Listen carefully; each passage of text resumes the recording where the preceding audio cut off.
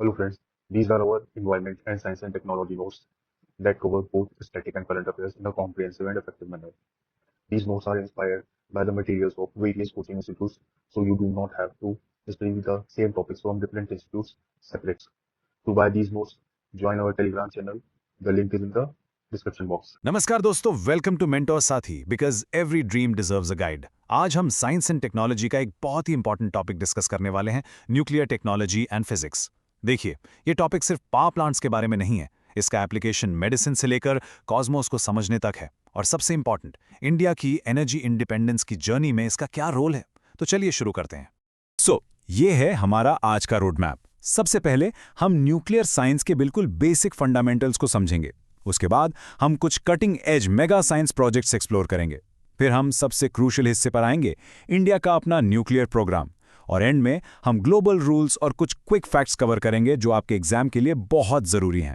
Okay, सो सबसे पहले आइए फंडामेंटल्स की बात करते हैं। इससे पहले कि हम आर्टिफिशियल सन या इंडिया की ग्रैंड स्ट्रैटेजी की बात करें, हमें कोर कॉन्सेप्ट्स को आसानी से समझना होगा। तो चलिए एटम के कोर में छुपी साइंस को सिंपल वर्ड्स में ब्रेक डाउन करते हैं।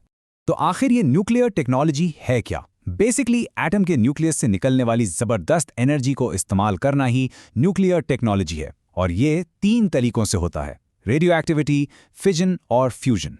रेडियो एक्टिविटी, जिसे हेनरी बैकरेल ने डिस्कवर किया था, एक नेचुरल प्रोसेस है। इसमें एक अनस्टेबल एटम का न्यूक्लियस अपने आप डिसइंटीग्रेट होता है, यानी टूटता है और एनर्जी रिलीज करता है। समझ लीजिए ये नेचर का अपना छोटा सा पावर सोर्स है। जब एक एटम डीके करता है तो 3 तरह की रेडिएशन निकल सकती है और इनमें काफी फर्क होता है। ये टेबल प्रीलिम्स के लिए बहुत इंपॉर्टेंट है। सबसे पहले अल्फा पार्टिकल्स, जो इतने वीक होते हैं कि एक कागज का टुकड़ा भी उन्हें रोक सकता है। लेकिन सोचिए, यही हमारे स्मोक डिटेक्टर्स में यूज होते हैं।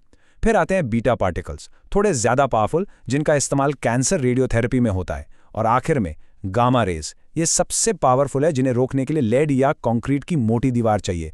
इनका यूज फूड इरेडिएशन जैसी चीजों में होता है। अब आते हैं यूनिवर्स के 2 सबसे पावरफुल प्रोसेसेस पर, फिजन और फ्यूजन। इनके नाम से इनका मतलब समझ आ जाता है। जैसा कि आप लेफ्ट इमेज में देख सकते हैं, फिजन का मतलब है एक भारी एटम जैसे यूरेनियम का 2 हिस्सों में टूटना। और राइट साइड में फ्यूजन ठीक इसका उल्टा है, 2 हल्के एटम्स जैसे हाइड्रोजन का आपस में जोड़ना। और इन 2 सिंपल डिफरेंसेस के रिजल्ट्स बहुत बड़े हैं। फिजन वो प्रोसेस है जिससे हमारे सारे करंट न्यूक्लियर पावर प्लांट्स चलते हैं। ये एक चेन रिएक्शन बनाता है जिससे हमें स्टेडी एनर्जी मिलती है। लेकिन इसका एक बड़ा नुकसान है, इससे लंबा चलने वाला रेडियो एक्टिव वेस्ट पैदा होता है। दूसरी तरफ फ्यूजन वो इंजन है जो हमारे सूरज को पावर देता है। ये बहुत साफ और पावरफुल है, लेकिन एक दिक्कत है, एक स्टार के अंदर की गर्मी और प्रेशर को यहाँ अर्थ पर बनाना अब तक का सबसे बड़ा इंजीनियरिंग चैलेंज है। तो अब जब हमने इन फंडामेंटल्स को समझ लिया है, आइए देखते हैं कि ये साइंस हमें कहाँ ले जा रही है। अब हम टेक्स्ट बुक से निकलकर कटिंग एज रिसर्च की दुनिया में जा रहे हैं और दुनिया के कुछ सबसे बड़े मेगा साइंस प्रोजेक्ट्स को एक्सप्लोर करेंगे। फ्यूजन एनर्जी पाने की कोशिश पूरी दुनिया में चल रही है। फ्रांस में है आइटर, जिसमें इंडिया समेत 35 देश मिलकर काम कर रहे हैं ताकि दुनिया का पहला वायबल फ्यूजन रिएक्टर बनाया जा सके। ये प्रीलिम्स के लिए इंपॉर्टेंट फैक्ट है। वहीं साउथ कोरिया के पास अपना आर्टिफिशियल सन है के स्टार, और चाइना अपने ईस्ट रिएक्टर के साथ टेम्परेचर्स के नए लिमिट सेट कर रहा है। ये एक रेस है क्लीन, ऑलमोस्ट लिमिटलेस एनर्जी के लिए। ये चैलेंज कितना बड़ा है, इसको समझने के लिए इस नंबर को देखिए, 15 करोड़ डिग्री सेल्सियस। ये वो टेम्परेचर है जो चाइना के ईस्ट रिएक्टर ने हासिल किया था, हमारे सूरज के कोर से भी 10 गुना ज्यादा गर्म। आप सोच सकते हैं कि इतनी गर्मी को कंट्रोल करना कितना मुश्किल होगा। अब हम स्टार्स के अंदर की एनर्जी से आगे बढ़कर उनकी वजह से पैदा होने वाली कॉस्मिक एकोस की बात करते हैं। ये हैं ग्रेविटेशनल वेव्स, स्पेस टाइम की फैब्रिक में होने वाली रियल रिपल्स, जिनकी भविष्यवाणी आइंस्टाइन ने 100 साल पहले की थी। इन्हें डिटेक्ट करना बहुत मुश्किल है और इंडिया भी इस ग्लोबल एफर्ट में शामिल हो रहा है लाइगो इंडिया प्रोजेक्ट के जरिए, जो महाराष्ट्र के हिंगोली में बन रहा है। ये सारी रिसर्च, चाहे वो स्टार्स हों या स्पेस टाइम की रिपल्स, एक बड़ी खोज का हिस्सा है। हर चीज के फंडामेंटल बिल्डिंग ब्लॉक्स को समझना। यहां पर आता है standard model of particle physics. आप इसे पार्टिकल फिजिक्स का पीरियोडिक टेबल समझ सकते हैं। ये सभी पार्टिकल्स को 2 फैमिलीज में डिवाइड करता है, फर्मियॉन्स जो मैटर बनाते हैं और बोसॉन्स जो फोर्सेस कैरी करते हैं, जिसमें फेमस हिग्स बोसॉन यानी गॉड पार्टिकल भी शामिल है। ओके, अब आते हैं हमारे डिस्कशन के सबसे इंपॉर्टेंट पार्ट पर, इंडिया का अपना न्यूक्लियर प्रोग्राम, ये सिर्फ टेक्नोलॉजी इंपोर्ट करने के बारे में नहीं है, ये इंडिया के अपने रिसोर्सेज और एम्बिशन से बनी एक यूनिक लॉन्ग टर्म स्ट्रैटेजी है। लेकिन न्यूक्लियर टेक सिर्फ एनर्जी के लिए नहीं है, मेडिसिन में इससे जानें बचाई जाती हैं। एग्जाम्पल के लिए पेट स्कैन, देखिए ये कैसे काम करता है। सबसे पहले एक रेडियो एक्टिव ट्रेसर बॉडी में इंजेक्ट किया जाता है। ये ट्रेसर पार्टिकल्स छोड़ता है जो इलेक्ट्रॉन से टकराते हैं, जिससे एक छोटा सा एनिलाइजेशन इवेंट होता है और 2 गैमा रेज निकलती हैं। एक डिटेक्टर रिंग इन रेज को पकड़ती है और कंप्यूटर इस डेटा से आपकी बॉडी की मेटाबॉलिक एक्टिविटी का 3D मैप बनाता है, जिससे डॉक्टर्स बीमारियों को शुरुआती स्टेज में ही पकड़ पाते हैं। अब यहाँ वो बात आती है जो इंडिया की न्यूक्लियर स्टोरी को यूनिक बनाती है। इंडिया के पास यूरेनियम, जो कि स्टैंडर्ड न्यूक्लियर फ्यूल है, उसके रिजर्व्स बहुत कम हैं, लेकिन हमारे पास थोरियम बहुत ज़्यादा है। दुनिया का लगभग 25% हिस्सा जो हमारे कोस्टल एरियाज के मोनाजाइट सैंड में मिलता है। बस इसी एक फैक्ट ने इंडिया की पूरी लॉन्ग टर्म न्यूक्लियर स्ट्रैटेजी को शेप दिया है। ये मैप आपको इंडिया के करंट न्यूक्लियर पावर प्लांट्स की एक झलक देता है। आप देखेंगे कि प्लांट्स पूरे देश में फैले हुए हैं, राजस्थान के रावतभाटा से लेकर तमिलनाडु के कुडनकुलम तक। आप अलग अलग रिएक्टर टाइप्स भी नोटिस करेंगे, जैसे PHWRs और PWRs। ये डाइवर्सिटी हमारे टेक्नोलॉजिकल डेवलपमेंट और इंटरनेशनल कोलैबोरेशंस को दिखाती है। चलिए अब एक रिएक्टर के अंदर झांकते हैं। इसको आप एक केयरफुली कंट्रोल्ड आग की तरह समझ सकते हैं। सेंटर में होता है कोर, जिसमें न्यूक्लियर फ्यूल होता है। रिएक्शन को कंट्रोल से बाहर जाने से रोकने के लिए कंट्रोल रॉड्स डाली जाती हैं। एक मॉडरेटर न्यूट्रॉन्स को स्लो करता है ताकि चेन रिएक्शन सही से चले, और एक कूलेंट उस गर्मी को बाहर निकालकर पानी उबालता है, जिससे स्टीम बनती है, और आखिर में टरबाइन घूमने से इलेक्ट्रिसिटी पैदा होती है। यह जो आप देख रहे हैं, यही इंडिया के पूरे न्यूक्लियर विजन का दिल है। यह है 3 स्टेज न्यूक्लियर प्रोग्राम, जिसका सपना डॉक्टर होमी जे भाभा ने देखा था। मेंस के लिए यह बहुत ही हाई यील्ड टॉपिक है। स्टेज 1 में हम अपने लिमिटेड नेचुरल यूरेनियम का इस्तेमाल करके पावर बनाते हैं और बाय प्रोडक्ट के रूप में प्लूटोनियम पैदा करते हैं। स्टेज 2 में हम उस प्लूटोनियम को एडवांस रिएक्टर्स में यूज करके और पावर बनाते हैं, और साथ ही हमारे थोरियम को एक नए फ्यूल यूरेनियम 233 में कन्वर्ट करते हैं। और आखिर में स्टेज 3 थोरियम और U233 पर चलेगा, जिससे इंडिया सच में एनर्जी इंडिपेंडेंट बन जाएगा। और आखिर में आइए थोड़ा जूम आउट करते हैं। न्यूक्लियर फील्ड में काम करना अकेले संभव नहीं है। एक कॉम्प्लेक्स इंटरनेशनल फ्रेमवर्क है, जिसमें रूल्स और ट्रीटीज हैं। इसके बाद हम प्रीलिम्स के लिए एक क्विक फायर रिवीजन राउंड भी करेंगे। ये टेबल एग्जाम के लिए एक्सट्रीमली इंपॉर्टेंट है। एक पैटर्न नोटिस कीजिए। इंडिया ने हमेशा NPT और CTBT जैसी ट्रीटीज साइन करने से मना किया है। हमारा स्टैंड है कि ये डिस्क्रिमिनेटरी हैं, मतलब भेदभाव करती हैं। लेकिन हमने आउटर स्पेस ट्रीटी जैसी संधियों को रैटिफाई किया है। ये सब इंडिया की नो फर्स्ट यूज पॉलिसी के अनुसार है, यानी हम पहले कभी भी न्यूक्लियर हथियार का इस्तेमाल नहीं करेंगे। चलिए अब एक रैपिड रिवीजन करते हैं कुछ की फैक्ट्स का। Father of India's nuclear programme doctor Homi J Bhabha. 1998 के न्यूक्लियर टेस्ट्स का कोड नेम ऑपरेशन शक्ति। इस दिन को हम हर साल 11 मई को नेशनल टेक्नोलॉजी डे के रूप में मनाते हैं।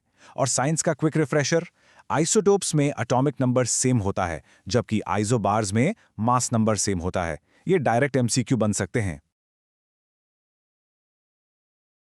चलिए एक नजर डालते हैं आज के एजेंडा पर। हम इन 6 की एरियाज को स्टेप बाय स्टेप कवर करेंगे। विल स्टार्ट विद एप्लीकेशंस जो हमें डायरेक्टली इंपैक्ट करती हैं, और फिर will move to more fundamental and strategic concepts. Let's start with our first topic. आपको ये समझना है कि न्यूक्लियर टेक्नोलॉजी सिर्फ एनर्जी या बॉम्ब्स के लिए नहीं है, इसके ह्यूमन वेलफेयर में भी बहुत इंपॉर्टेंट एप्लीकेशंस हैं, स्पेशली एग्रीकल्चर यानी खेतीबाड़ी में। ध्यान दीजिए इस स्लाइड पर, ये 3 मेन पिलर्स दिखाता है। First, Trombay crop varieties. Note कीजिए कि 6 न्यू वेराइटीज को नोटिफाई किया गया है। सेकेंड, इरेडिएशन टेक्नोलॉजीज, जिसमें कोबाल्ट 60 का यूज होता है। ये एक इम्पॉर्टेंट प्रीलिम्स फैक्ट है। और थर्ड, इसका कमर्शियल इम्पैक्ट, स्पेशली आम यानी मैंगोज को प्रिजर्व करने में और ट्रांसपोर्ट कॉस्ट्स को कम करने में। अब हम नेक्स्ट कॉन्सेप्ट देखते हैं, health care. This is a very important area for mains. India nuclear medicine के फील्ड में सेल्फ रिलायंट या आत्मनिर्भर बनने के लिए काफी आगे बढ़ रहा है। इस स्लाइड में 2 की आइसोटोप्स हैं, मोलिब्डेनम 99 MO99 और टेक्नीशियम 99M TC99M। दुनिया भर में लगभग 30 मिलियन प्रोसीजर्स में यूज होता है कैंसर डिटेक्शन के लिए। नोट कीजिए कि इंडिया का फिशन मोलिब्डेनम 99 प्लांट, जिसे 11 मई 2023 को डेडिकेट किया गया, सेल्फ रिलायंस की तरफ एक बहुत बड़ा कदम है। यहाँ पर एग्जामिनर आपको कंफ्यूज कर सकता है। मॉड 99 और TC99M की जो शॉर्ट हाफ लाइव्स हैं वो एक मेजर चैलेंज है। ये प्रीलिम्स में एक फैक्ट बेस्ड क्वेश्चन बन सकता है, सो इन नंबर्स को केयरफुली नोट कर लीजिए। And this brilliantly illustrates India's indigenous efforts. Left में है भाभा ट्रॉन 2 जो कोबोल्ट 60 यूज करता है, और राइट में है रूथेनियम 106 जो बीटा रेडिएशन इमिट करता है। मेंस में यहाँ से इंडिजिनस टेक्नोलॉजी डेवलपमेंट पर क्वेश्चन आ सकता है। Okay, let's dive into a more fundamental topic now. Neutrinos. इन्हें ghost particles भी कहते हैं. Let's understand why. So what are neutrinos? जैसा कि definition कहती है, they are elementary particles and are electrically neutral. The crucial point is उनका weak interaction with matter, जिसके कारण वो almost किसी भी चीज से pass through कर जाते हैं। तो सोचिए हम इन गोस्ट पार्टिकल्स को डिटेक्ट कैसे करते होंगे। ये डायग्राम आइस क्यूब ऑब्जर्वेटरी का है जो साउथ पोल पर है। इसमें 5000 से ज्यादा सेंसर्स बर्फ में बहुत नीचे डाले गए हैं ताकि न्यूट्रिनोज के रेयर इंटरेक्शंस को पकड़ा जा सके। Now, this is a very important table for your exam.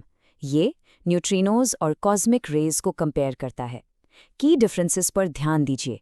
Charge, neutral versus charged, path of travel, straight versus deflected, और सोर्स ट्रेसेबिलिटी। न्यूट्रिनोज सीधे अपने सोर्स की तरफ पॉइंट करते हैं, इसलिए उन्हें परफेक्ट एस्ट्रोनॉमिकल मैसेंजर्स कहा जाता है। एक सवाल उठता है, इन ऑब्जर्वेटरीज को जमीन के इतना नीचे क्यों बनाते हैं? What's the logic? The answer is to create a clean environment.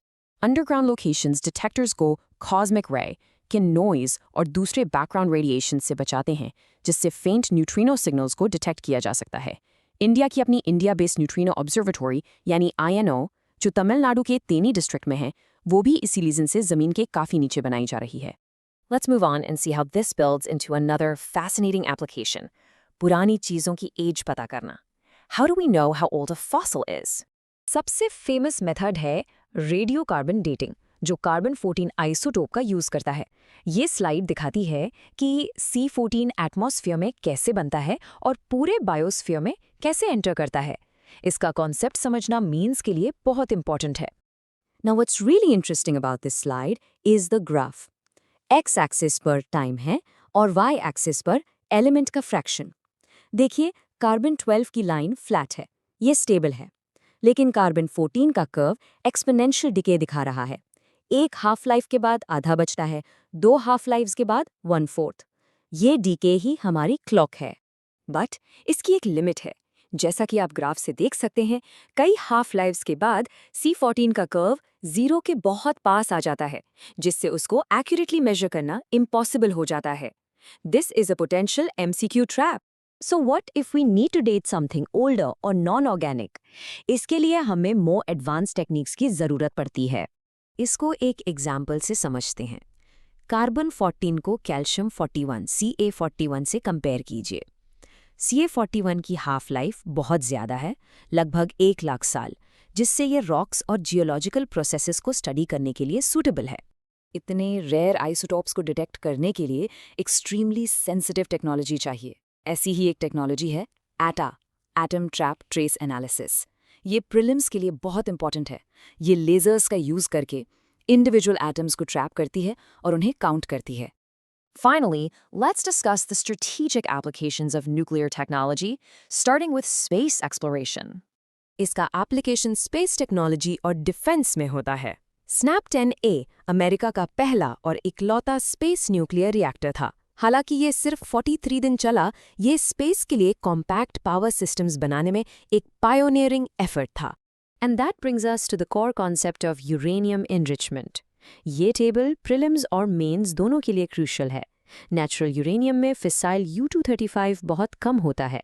हम इसे अलग अलग पर्पसेस के लिए एनरिच करते हैं। ध्यान दीजिए, low enriched uranium 3 to 5% power reactors के लिए होता है, जबकि हाईली एनरिच्ड 20% प्लस और weapons grade 90% plus proliferation concerns create करते हैं। ये डिस्टिंक्शन बहुत इंपॉर्टेंट है। Let's quickly revise. प्रीलिम्स के लिए फैक्ट्स याद रखिए। मोड 99 और C14 की हाफ लाइव्स, स्नैप 10A जैसे की मिशंस, INO जैसी लोकेशंस और ATI जैसी टेक्नोलॉजीज। मेंस के लिए कॉन्सेप्ट्स पर फोकस कीजिए। रेडियोकार्बन डेटिंग का वर्किंग प्रिंसिपल, अंडरग्राउंड लैब्स की ज़रूरत, भाभा अट्रॉन जैसी इंडिजिनस टेक्नोलॉजीज का सिग्निफिकेंस और यूरेनियम एनरिचमेंट की स्ट्रेटेजिक इंपॉर्टेंस। तो आज के सेशन में हम क्या क्या कवर करने वाले हैं, सोच के देखिए। चाइना का एक नया हाइड्रोजन बॉम्ब, ये आखिर है क्या? फिर हम बात करेंगे यूनिवर्स के घोस्ट पार्टिकल्स की, आखिर क्या राज है इनके पीछे।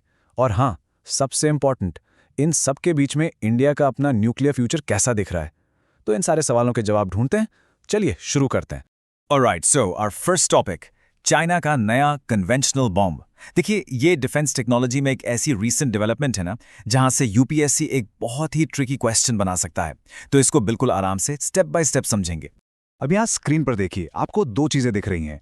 लेफ्ट साइड पे करंट अफेयर्स का ब्रीफ, जो कहता है कि चाइना ने एक non nuclear hydrogen bomb test किया। पहला सवाल दिमाग में आता है, नॉन न्यूक्लियर? इसका मतलब साफ है, इसमें कोई न्यूक्लियर फ्यूजन या फिजन यूज नहीं हो रहा है। तो सवाल उठता है कि फिर इसकी पावर का सोर्स क्या है, राइट? उसके लिए देखिए right side, material science focus. यहां पे जो फ्यूल यूज हुआ है वो है मैग्नीशियम हाइड्राइड। ये एक तरह का सॉलिड मटेरियल है जो हाइड्रोजन को अपने अंदर स्टोर करके रखता है, ऑलमोस्ट लाइक अ स्पंज। तो आखिर ये काम कैसे करता है? Let's break it down. देखिए, स्टेप 1, वो जो मैग्नीशियम हाइड्राइड है उसमें हाइड्रोजन सॉलिड स्टेट में स्टोर किया हुआ है। स्टेप 2, इसको इग्नाइट किया जाता है, एक ट्रिगर दिया जाता है। स्टेप 3, इस इग्निशन से क्या होता है, सडनली एकदम से बहुत सारी हाइड्रोजन गैस रिलीज होती है। और फाइनली स्टेप 4, ये जो गैस रिलीज हुई है इसका इतना तेजी से कंबशन होता है कि एक जबरदस्त ब्लास्ट होता है। So the most important point two remember is, यहाँ कोई न्यूक्लियर मटेरियल नहीं है और इसलिए कोई रेडिएशन भी इन्वॉल्व नहीं है। That's the key. ओके, अब आते हैं इस टॉपिक के सबसे इंपॉर्टेंट पार्ट पर, जिसे हम कहते हैं एग्जाम ट्रैप फॉर प्रीलिम्स। इसे बिल्कुल ध्यान से सुनिएगा। देखिए, इसके नाम में हाइड्रोजन शब्द है, राइट? और यहीं पे एग्जामिनर आपको फंसाने की कोशिश करेगा। But you have to remember, ये एक न्यूक्लियर वेपन नहीं है। द की डिफरेंशिएटर, वो एक चीज जो आपको याद रखनी है, वो है द एब्सेंस ऑफ रेडिएशन। क्योंकि रेडिएशन नहीं है, इसलिए ये न्यूक्लियर नहीं है। Simple. I hope that's crystal clear. चलिए आगे बढ़ते हैं। तो चलिए अब थोड़ा सा गियर शिफ्ट करते हैं। डिफेंस टेक से हम चलते हैं फंडामेंटल फिजिक्स की दुनिया में। अब हम बात करेंगे ऐसी चीज़ों की जिनको यूनिवर्स के घोस्ट्स भी कहा जाता है, यानी न्यूट्रिनोस। और ये टॉपिक करंट अफेयर्स में क्यों है? क्योंकि हाल ही में चाइना का जूनो प्रोजेक्ट ऑपरेशनल हो गया है और इस वजह से ये यूपीएससी के लिए एक सुपर हॉट टॉपिक बन चुका है। सो ये जो आप अपनी स्क्रीन पर देख रहे हैं, दिस इज इट, द जंगमेन अंडरग्राउंड न्यूट्रिनो ऑब्जर्वेटरी, जिसे हम शॉर्ट में जूनो कहते हैं। ये चाइना में है और फिलहाल this is the world's largest neutrino detector. अब इसकी सबसे अमेजिंग बात क्या है पता है? इसकी लोकेशन। इसे जमीन के 700 मीटर्स नीचे बनाया गया है। Can you imagine that? पर ऐसा क्यों? सिंपल, ताकि जो बाकी के कॉस्मिक पार्टिकल्स हैं उनका शोर, उनका इंटरफेरेंस ब्लॉक हो जाए और हम सिर्फ और सिर्फ न्यूट्रिनोज को साफ साफ डिटेक्ट कर पाएं। तो सवाल ये है कि आखिर ये न्यूट्रिनोज हैं क्या? इन्हें घोस्ट पार्टिकल्स क्यों कहते हैं? वेल, इसीलिए क्योंकि इनका मास ना के बराबर होता है, इट्स टाइनी, और इन पर जीरो इलेक्ट्रिकल चार्ज होता है। अब यहाँ एक बहुत इंपॉर्टेंट प्रीलिम्स फैक्ट आ रहा है, इस पर ध्यान दीजिएगा, जिसे हम अबंडेंस हायरार्की कहते हैं। यूनिवर्स में सबसे ज्यादा हैं फोटॉन्स, और फोटॉन्स की ठीक बाद ये सेकंड मोस्ट अबंडेंट पार्टिकल्स हैं। और अगर हम सिर्फ उन पार्टिकल्स की बात करें जिनका मास है, यानी मैटर पार्टिकल्स, तो ये मोस्ट अबंडेंट हैं। ये फैक्ट डायरेक्ट पूछा जा सकता है, so please note it down. लेकिन अब आपके दिमाग में आएगा कि अगर ये इतने ज्यादा हैं तो हमें दिखते क्यों नहीं? इन्हें डिटेक्ट करना इतना मुश्किल क्यों है? वेल, इसके पीछे 3 बड़े रीजंस हैं। पहला रीजन है इनका इंटरैक्शन। जैसा कि आप स्लाइड पर देख रहे हैं, ये पार्टिकल्स सिर्फ और सिर्फ वीक न्यूक्लियर फोर्स और ग्रेविटी से ही इंटरैक्ट करते हैं। इसका मतलब ये आपके, मेरे, पूरी धरती के आर पार निकल जाते हैं बिना किसी से टकराए। That's why they are so hard to catch.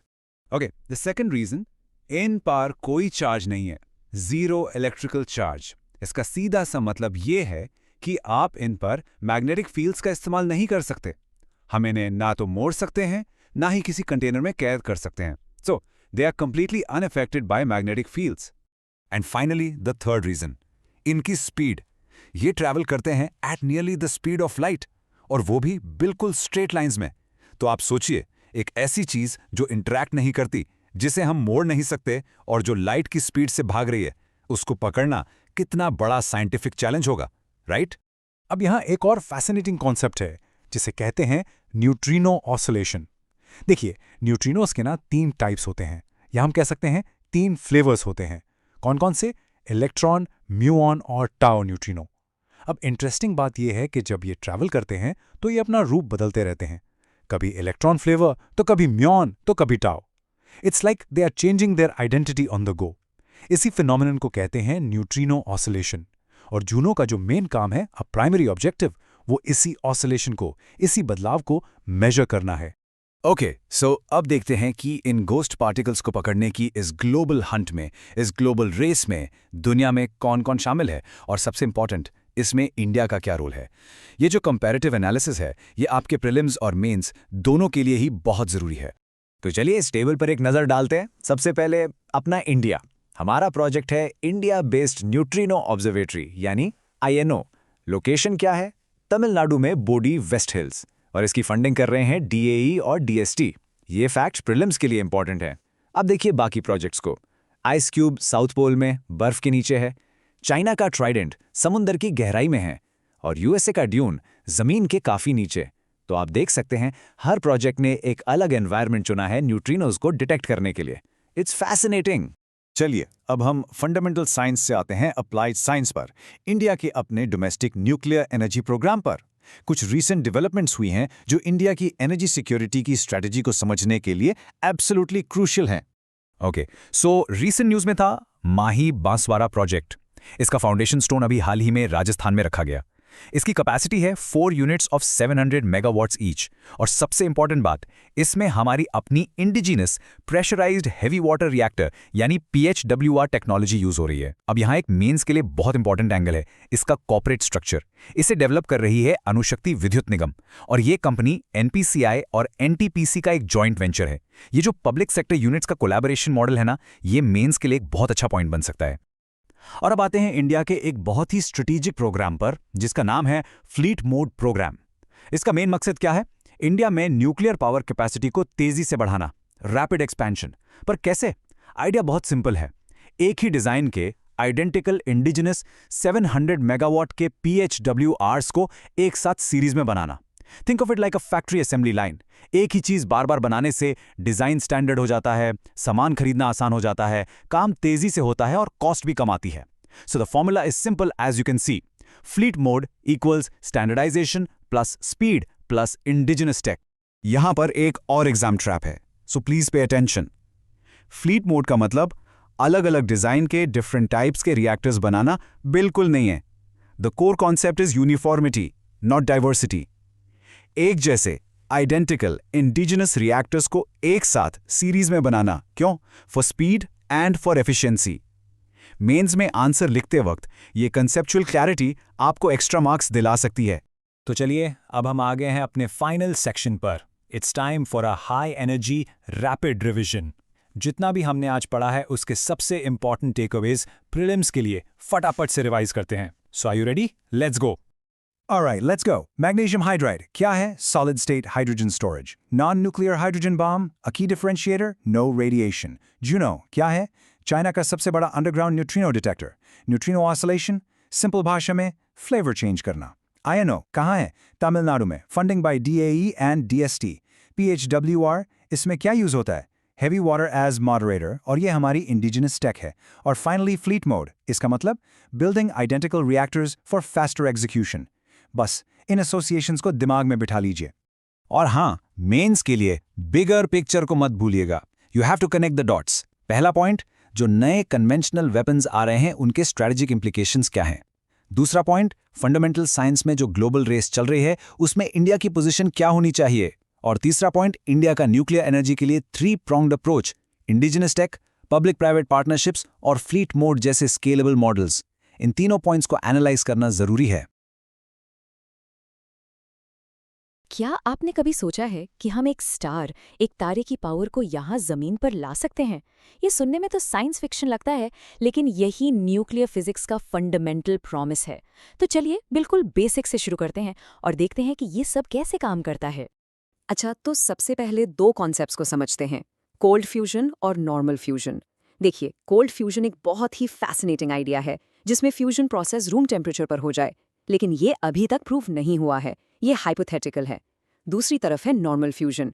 ये वही प्रोसेस है जिससे हमारा सूरज चढ़ता है, और इसके लिए लाखों डिग्री सेल्सियस की गर्मी चाहिए। प्रीलिम्स के लिए ये जो टेम्परेचर का डिफरेंस है, इसे ज़रूर याद रखिएगा। ये डायग्राम फ्यूजन और फिजन के बीच के कोर डिफरेंस को बिल्कुल साफ साफ दिखा रहा है। आप देखिए, लेफ्ट साइड में फ्यूजन में दो हल्के न्यूक्लियाई जैसे ड्यूटेरियम और ट्रिटियम आपस में जुड़कर हीलियम बना रहे हैं, और राइट साइड में फिजन में एक भारी न्यूक्लियस जैसे यूरेनियम 235 टूटकर छोटे छोटे फ्रैगमेंट्स में बदल रहा है। दोनों ही प्रोसेस में a lot of energy release होती है, लेकिन इनके इनपुट्स और बाय प्रोडक्ट्स बिल्कुल अलग हैं। इसको याद रखना बहुत ज़रूरी है। तो देखें, फिजन टेक्नोलॉजी को तो हमने पावर प्लांट्स के लिए मास्टर कर लिया है, लेकिन फ्यूजन एनर्जी को कंट्रोल करना ये साइंस के सबसे बड़े चैलेंजेस में से एक है। चलिए अब देखते हैं कि दुनिया भर में कौन से बड़े बड़े प्रोजेक्ट्स इस प्रॉब्लम को सॉल्व करने में लगे हुए हैं। इसमें सबसे बड़ा प्रोजेक्ट है ITER, यानी international thermo nuclear experimental reactor. ये काडराचे सदर्न फ्रांस में बन रहा है। ये एक मैसिव कोलैबोरेशन है जिसमें 35 देश शामिल हैं, और इसमें इंडिया का रोल बहुत इंपॉर्टेंट है। हमने इसके लिए क्रायोस्टैट डिज़ाइन और मैन्युफैक्चर किया है, जो एक बहुत बड़ा कूलिंग चेंबर है, और ये सारा एक्शन एक टोकामाक के अंदर होता है, जिसे आप एक डोनट शेप्ड मैग्नेटिक बॉटल की तरह समझ सकते हैं, जो सुपर हॉट प्लाज्मा को कंटेन करता है। तो अब सवाल उठता है कि ये प्लाज्मा आखिर है क्या? ये मैटर का फोर्थ स्टेट है। जब आप किसी गैस को 150 मिलियन डिग्री सेल्सियस से भी ज़्यादा गर्म करते हैं, जो कि सूरज के कोर से भी 10 गुना ज़्यादा है, तब प्लाज्मा बनता है। इसको कंटेन करना ही फ्यूजन में सबसे बड़ा इंजीनियरिंग चैलेंज है। मेंस आंसर के लिए ये फ्रेज याद रखिएगा, मास्टरिंग प्लाज्मा कन्फाइनमेंट। और ये रेस सिर्फ ITER तक ही लिमिटेड नहीं है। जैसा कि आप इस मैप में देख सकते हैं, चाइना का ईस्ट रिएक्टर है, साउथ कोरिया का K-STAR है, और USA में स्पॉक प्रोजेक्ट है। इससे साफ पता चलता है कि पूरी दुनिया इस क्लीन एनर्जी की खोज में लगी हुई है। तो जहां दुनिया फ्यूजन के पीछे है, इंडिया ने अपने अवेलेबल रिसोर्सेज के बेसिस पर एक यूनिक रास्ता बनाया है। अब हम अपना फोकस ग्लोबल रेस से हटाकर इंडिया पर लाते हैं, और उन दो की एलिमेंट्स को देखते हैं जिन पर हमारी न्यूक्लियर स्ट्रैटेजी टिकी हुई है, मोनाज़ाइट और यूरेनियम। तो ये मोनाज़ाइट क्या है? ये एक रेडिश ब्राउन फॉस्फेट मिनरल है जो हमारे कोस्टल सैंड्स यानी समुद्र तट की रेत में मिलता है। ये स्ट्रेटेजिकली बहुत इंपॉर्टेंट है क्योंकि इसके अंदर थोरियम, यूरेनियम और बहुत ज़रूरी रेयर अर्थ एलिमेंट्स होते हैं। इंडिया के पास इसका बहुत बड़ा रिजर्व है, लगभग 13 मिलियन टन्स। प्रीलिम्स के लिए एक फैक्ट नोट कर लीजिए, इसमें सीरियम, लैंथेनम और नियोडीमियम जैसे स्पेसिफिक REEs पाए जाते हैं। क्योंकि ये मिनरल इतना स्ट्रेटेजिक है, इसका गवर्नेंस बहुत ही स्ट्रिक्ट है। जैसा कि स्लाइड में दिखाया गया है, इसकी अल्टीमेट अथॉरिटी है department of atomic energy DAE, जो एटॉमिक एनर्जी एक्ट ऑफ 1962 के अंदर काम करती है। और इसका प्रोडक्शन, प्रोसेसिंग और एक्सपोर्ट सब कुछ एक ही एंटिटी के हाथ में है, जिसकी मोनोपोली है, Indian rare earths limited IREL, यानी गवर्नमेंट का इस पर पूरा कंट्रोल है। यहाँ दो इंपॉर्टेंट बॉडीज में अक्सर कंफ्यूजन हो जाता है। पहली है IAEA, यानी इंटरनेशनल एटॉमिक एनर्जी एजेंसी, जो 1957 में बनी थी। इसको आप एक ग्लोबल वॉचडॉग समझ सकते हैं, जो एटॉमिक एनर्जी के पीसफुल यूज को प्रमोट करती है। फिर है हमारी अपनी नेशनल बॉडी AERB, यानी एटॉमिक एनर्जी रेगुलेटरी बोर्ड, जो 1983 में बनी। इसका काम इंडिया के अंदर न्यूक्लियर और रेडिएशन सेफ्टी को रेगुलेट करना है। अब बात करते हैं यूरेनियम की। इंडिया में इसकी माइनिंग झारखंड और आंध्र प्रदेश जैसे स्टेट्स में होती है, और इसको uranium corporation of India limited UCIL manage करती है। लेकिन हमारा डोमेस्टिक प्रोडक्शन हमारी ज़रूरतों के लिए काफ़ी नहीं है, इसलिए हम कजाकिस्तान, रशिया और कनाडा जैसे देशों से एक सिग्निफिकेंट अमाउंट इंपोर्ट करते हैं। तो इन रिसोर्सेज के साथ इंडिया का लॉन्ग टर्म प्लान क्या है? ये हमें इंडिया के न्यूक्लियर रोड मैप तक ले जाता है, एक विजन जिसे हमारे न्यूक्लियर प्रोग्राम के father doctor Homi J Bhabha ने तैयार किया था। हमारी न्यूक्लियर जर्नी बहुत पहले शुरू हो गई थी। 1956 में हमने एशिया का पहला न्यूक्लियर रिएक्टर अप्सरा एस्टैब्लिश किया। इसके बाद 1963 में तारापुर रिएक्टर्स आए। ये डॉक्टर भाभा के ग्रैंड विजन के शुरुआती कदम थे, जो कि एक ब्रिलियंट लॉन्ग टर्म प्लानिंग का एग्जाम्पल है। और ये रहा वो विजन, डॉक्टर होमी भाभा का 3 स्टेज न्यूक्लियर प्रोग्राम। ये आपके मेंस एग्जाम के लिए शायद सबसे इंपॉर्टेंट कॉन्सेप्ट है। स्टेज 1 में pressurised heavy water reactors use होते हैं, जो हमारे नेचुरल यूरेनियम पर चलते हैं। स्टेज 2 में आते हैं फास्ट ब्रीडर रिएक्टर्स। इन्हें ब्रीडर इसलिए कहते हैं क्योंकि ये जितना फ्यूल कंज्यूम करते हैं उससे ज़्यादा प्रोड्यूस करते हैं, और ये स्टेज 1 से निकले प्लूटोनियम पर चलते हैं। और फाइनल गोल स्टेज 3 है थोरियम बेस्ड रिएक्टर्स डेवलप करना, ताकि हम अपने विशाल थोरियम रिजर्व्स का इस्तेमाल कर सकें। तो हमारे स्टेज 1 के PHWRs और जो लाइट वाटर रिएक्टर्स LWRs हम अक्सर इंपोर्ट करते हैं, उनमें क्या फ़र्क है? ये टेबल इसे अच्छे से बताता है। हमारी इंडिजिनस PHWRs नेचुरल यूरेनियम को एज अ फ्यूल और हेवी वाटर D2O को एज अ मॉडरेटर यूज़ करते हैं, जैसे कि काइगा के रिएक्टर्स। इसके अलावा LWRs को लो एनरिच्ड यूरेनियम चाहिए होता है और वो ऑर्डिनरी वाटर यानी H2O यूज़ करते हैं। इसका एक बड़ा एग्जाम्पल है कुडनकुलम प्लांट, जो रशियन कोलैबोरेशन से बना है। फ्यूचर की तरफ देखें तो हमारे पास मोल्टन सॉल्ट रिएक्टर्स MSRs जैसी Gen 4 टेक्नोलॉजीज़ हैं। इनका सबसे यूनिक फीचर ये है कि इनका फ्यूल सॉलिड रॉड्स में नहीं होता, वो पिघले हुए सॉल्ट कूलेंट में ही डिसॉल्व रहता है। इससे हाई एफिशिएंसी मिलती है और ये हमारे न्यूक्लियर प्रोग्राम के स्टेज 3 के गोल से डायरेक्ट लिंक होता है। तो अब गवर्नमेंट का करंट विजन क्या है? न्यूक्लियर एनर्जी मिशन फॉर विकसित भारत के अंडर गोल है 2047 तक 100 गीगावाट्स की न्यूक्लियर कैपेसिटी अचीव करना। अगर हम देखें कि हमारी करंट कैपेसिटी 8000 मेगावाट से थोड़ी ही ज़्यादा है, तो ये एक बहुत ही एम्बिशियस टारगेट है। इस प्लान का एक इम्पॉर्टेंट हिस्सा है 2033 तक 5 indigenous small modular reactors SMRs develop करना। ठीक है, अब टाइम है जो कुछ भी हमने सीखा है उसको टेस्ट करने का। चलिए देखते हैं कि क्या हम इस नॉलेज से UPSC के प्रीवियस ईयर क्वेश्चन सॉल्व कर पाते हैं। पहले ये 2022 का क्वेश्चन देखते हैं मोनाजाइट पर। इसका ट्रिकी पार्ट है स्टेटमेंट 3, जो कहता है कि ये इंटायर कोस्ट पर मिलता है। जैसा हमने पढ़ा, ये स्पेसिफिक कोस्टल एरियाज में मिलता है, हर जगह नहीं, तो ये स्टेटमेंट गलत हो गया। अब 2011 का क्वेश्चन देखिए हैवी वाटर पर। जैसा हमने PHWRs में डिस्कस किया, इसका प्राइमरी रोल न्यूट्रॉन्स को स्लो डाउन करना है, यानी एज अ मॉडरेटर। तो आंसर क्लियर है, ए। देखा आपने कैसे कॉन्सेप्ट्स कनेक्ट होते हैं।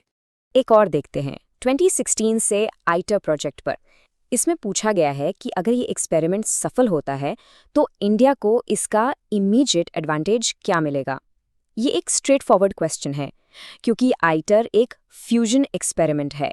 इसकी सफलता से टेक्नोलॉजी प्रूव हो जाएगी, जिससे इंडिया अपने खुद के फ्यूजन रिएक्टर्स पावर जनरेशन के लिए बना पाएगा। इसका आंसर है डी। तो चलिए आज के इस सेशन का एक क्विक रिवीजन कर लेते हैं।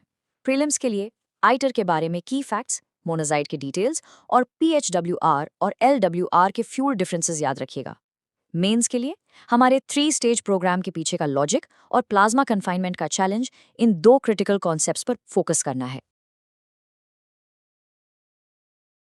Curious, slightly tense, modern technology carries a built-in contradiction. The exact same software that optimizes global supply chains, or the chemicals used to manufacture agricultural fertilizer, can be repurposed for destructive potential. In international relations, we call these dual-use goods, items with both civilian applications and military capabilities. To monitor the flow of these materials across borders, the international community relies on multilateral export control regimes. The primary one is the Wassenaar Arrangement, a voluntary grouping of participating states that work together to track and restrict the transfer of conventional arms and sensitive dual-use technologies. As this breakdown shows, the Wassenaar Arrangement has to constantly evolve.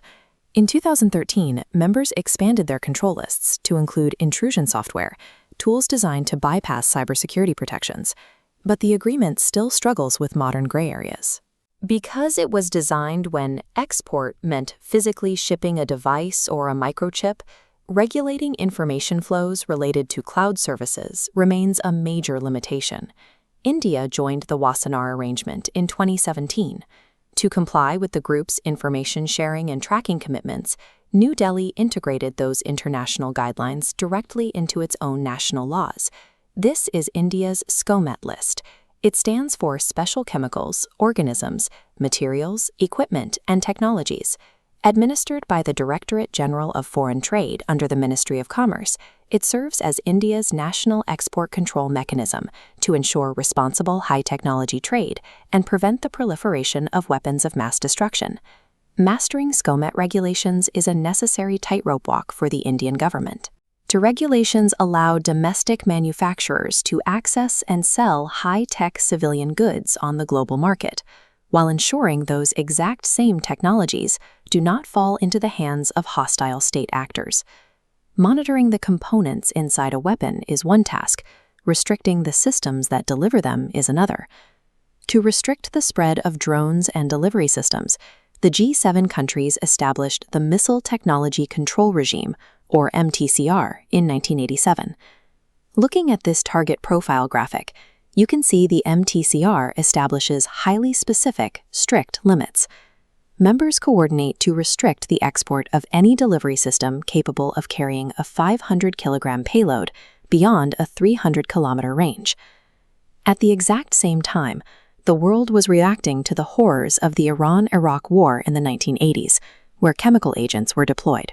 This direct catalyst led to the formation of the Australia Group in 1985, a regime dedicated to stopping the spread of chemical and biological weapons.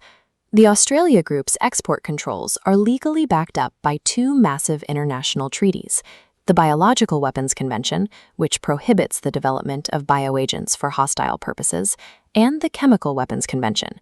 The implementation body for that chemical treaty, the OPCW, oversaw the destruction of nearly all declared chemical weapon stockpiles worldwide. Their work was so effective they were awarded the 2013 Nobel Peace Prize. By 2018, India had been admitted into the Wassenaar Arrangement, the MTCR, and the Australia Group. New Delhi had proven its track record as a responsible actor in global arms control. Yet the final and most restrictive layer regarding weapons of mass destruction remained tightly locked. That final layer is the Nuclear Suppliers Group, or NSG. It comprises nations that regulate the global trade of nuclear materials for peaceful purposes. There is a specific historical irony here. The NSG was formed in 1974 as a direct response to India conducting its first nuclear test. This table compares India's status across all four export control regimes. India joined the conventional arms, missile, and biological groups between 2017 and 2018. But look at the bottom row. Despite applying to the Nuclear Suppliers Group in 2016, India's entry remains blocked. The justification for blocking India stems from a much older diplomatic agreement, the 1968 Non-Proliferation Treaty, or NPT. This treaty was designed to foster peaceful nuclear energy cooperation while preventing the spread of nuclear weapons. As this slide details, the NPT has a specific definition built into it. It legally recognizes only countries that exploded a nuclear weapon prior to January 1, 1967, as legitimate nuclear weapon states. That list is limited to the USA, Russia, the UK, France, and China. Analytical. This means the NPT structurally advantages nations who gained technical capabilities early. Recognizing this asymmetry, India refused to sign the NPT, choosing to endure technology embargoes rather than compromise its sovereign security against nuclear-armed neighbors. Excluded from international nuclear trade and facing hostile borders, India realized that compliance with discriminatory treaties would leave it vulnerable. The only path forward was complete indigenous defiance. On May 18, 1974, India successfully executed Operation Smiling Buddha in the Rajasthan desert. It was the country's first nuclear test. At the time, the government carefully maintained the diplomatic stance that it was a peaceful nuclear explosion, with few military implications. But the posture eventually changed. This comparison chart highlights the definitive shift that occurred decades later. In May 1998, under Operation Shakti, or Pokhran II, India conducted 3 simultaneous underground nuclear tests. This time, there was no ambiguity. India officially declared its status as a nuclear weapons state. Achieving this level of strategic autonomy, despite massive international sanctions, relied entirely on the strength of India's domestic scientific infrastructure and visionary minds like Dr. APJ Abdul Kalam, who spearheaded the Integrated Missile Development Program. This domestic scientific excellence gave India the leverage to bypass a discriminatory global technology embargo while ensuring its security independent of foreign approval. While India focused on its immediate security, the broader international community has continually tried to carve out large geographic safe havens from nuclear threats. This map details the network of regional nuclear weapon-free zone treaties. These agreements legally bind member states to prohibit the acquisition, testing, or stationing of nuclear explosives within their borders, from the Treaty of Tlatelolco covering Latin America to the Treaty of Pelindaba covering Africa. These zones maintain ongoing geopolitical relevance. Today, nations continually push for similar protective treaties in active hotspots, including recent urgent calls at the UN to establish a nuclear-free Middle East. These debates play out on the floors of the UN General Assembly, reflecting the complex reality of modern international diplomacy. Nations must balance their survival with global non-proliferation goals. India's journey is a testament to that balance. By developing indigenous technology and aligning its national SCOMET guidelines with international standards, India successfully navigated a hostile export control web. It proved that a nation can operate outside the NPT to secure its borders, while acting as a highly responsible power in the global tech and defense trade. Okay, just imagine this for a second. You have a country with over 1 billion people, and its economy is absolutely exploding. It needs energy, a ton of it, to keep that momentum going. Now, what if that country decided to make a massive, monumental shift in its energy policy? A pivot so big it could literally reshape the entire global nuclear landscape. Well, that's not a what if. It's exactly what's happening in India right now. So let's dive into this nuclear reset and see what it's all about. And that brings us to the big question, right? Is India really about to privatize the atom? I mean, for decades, this whole sector has been under tight state control, but it looks like we're on the verge of a huge shift in that long-standing policy. And the main driver of all this change? It's a landmark piece of legislation called the Shanti Act of 2025. Now, this isn't just about tweaking the old rules. No, this act basically rips up the old playbook and writes a completely new one for nuclear energy in the country. So, what's the single biggest change here? It's the end of the state's total monopoly on nuclear power. For more than 60 years, the government kept this sector on a very short leash, for strategic reasons, security reasons. But now we're seeing a complete paradigm shift. This really captures the before and after perfectly. Under the old Atomic Energy Act, there was one player and one player only, the state-owned NPCIL. That's it. But the Shanti Act, it blows the doors wide open to a new public-private partnership model. Suddenly, both domestic and foreign companies are invited to the party. So, what can these new players actually do? Well, the scope is pretty broad. We're not just talking about running the plants. Private companies can now get involved in setting up the plants themselves, handling the nuclear fuel, and even getting into the import and export of critical technology, equipment, and minerals. It's a real top-to-bottom opening of the civilian nuclear sector. Okay, so why make such a monumental shift? What's the real driver? It really comes down to one thing: attracting foreign investment. But to do that, India had to tackle a huge hurdle, the super complex issue of nuclear liability. Let's break down how this new law clears that path. For years, the biggest roadblock for the global nuclear giants, think Westinghouse or Rosatom, was India's unique and very strict liability law. It basically exposed them to potentially unlimited financial risk if there was an accident. And for them, that made any large-scale investment just way too risky. It was literally a billion-dollar hurdle keeping them out. So what the Shanti Act does is bring in a much-needed change. It gets rid of that old, unpredictable system of unlimited risk and replaces it with a clear, predictable model of capped liability. This is huge because for the first time, foreign investors can actually calculate their financial risk, which is, absolutely crucial for any investment decision on the scale. And here's where it gets really clear for investors. The new rules set definite financial caps. You've got a big plant, over 3,600 megawatts, your liability is capped at 3,000 crore rupees. A smaller reactor, the cap's lower. It's this kind of predictability that foreign companies absolutely needed to see before they were willing to commit billions in capital and tech. And the final piece of this liability puzzle was something called the right of recourse. The old law was a major outlier globally because it let the plant operators sue their own suppliers for faulty equipment. As you can imagine, that was a huge deterrent for technology providers. By getting rid of that, the Shanti Act finally brings India's rules in line with international standards, which gives global suppliers the confidence they need. All right, so the market is opening up, which leads to the obvious question: how do you keep things safe and secure with all these new players in the game? The answer is you balance this newfound freedom with even stricter government oversight. To make sure safety and security are paramount in this new era, the government has given more teeth to the Atomic Energy Regulatory Board, or AERB. By giving it statutory status, the AERB is now a truly independent body. It can enforce its own regulations without political interference. This is a massive step in building confidence for everyone involved. But let's be clear, this opening up has its limits. This idea of a sovereign lockdown is absolutely key. So while private companies can now get into the business of generating nuclear power, the core strategic assets, the real crown jewels of the nuclear fuel cycle, remain firmly and exclusively under government control. And this is exactly what stays locked down. Things like mining uranium and thorium, advanced uranium enrichment, reprocessing spent fuel to get plutonium, and managing high-level nuclear waste, all of the most sensitive and strategic parts of the program are not for sale. This is about liberalizing power generation, not privatizing strategic capabilities.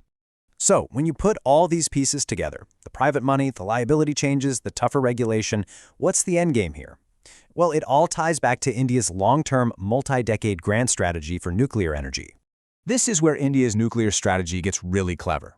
It's kind of like a sustainable farming system. See, India has a limited supply of uranium, but a huge supply of thorium. This closed fuel cycle is a way to use the waste from the uranium to basically fertilize the thorium, creating this self-sustaining energy loop. It's a brilliant long-term play for energy independence. And that clever fuel cycle is the engine that drives India's famous three-stage nuclear program. Stage 1 uses the initial uranium. Stage 2, which is where India is now, uses plutonium in what are called fast breeder reactors. And the final stage, Stage 3, will be all about thorium.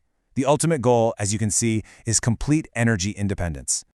So here's the bottom line. The Shanti Act isn't just about building a few more power plants. It's about bringing in the money, the tech, and the speed needed to massively accelerate India's journey through those three stages. It's about turning a decades-long vision into a reality, and doing it much, much sooner. By completely rewriting its foundational nuclear laws, India is making a huge, calculated bet on the atom to power its future. The only question left is, will this incredibly ambitious gamble pay off?